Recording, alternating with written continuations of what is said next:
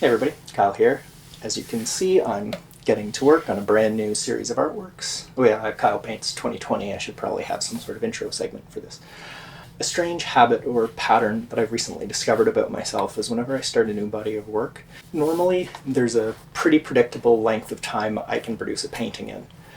But whenever I'm working on the very first painting for a new show, it always ends up taking me maybe 5 to 10 times longer than my usual rate, because there's always something new, like a technical challenge or an idea that I've noticed in my previous show that I wasn't able to solve or make work.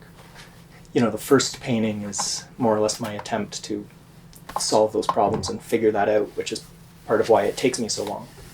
I find I can get a good overall sense of perspective and energy, but if I have repeating geometric patterns, it very often just comes off as messy.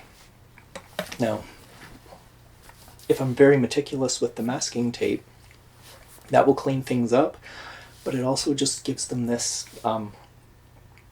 cold, lifeless, like boring quality to it. There's a fine line between like being expressive but not sloppy, and being clean and neat and precise but not being dull.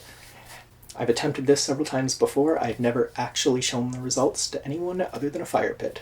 But this is what I'm working on now, and I think I'm starting to crack it. The trick is that I've discovered for this is to tape off an area, paint it with about 90-95% coverage. If you miss a few areas, it's not that big of a deal.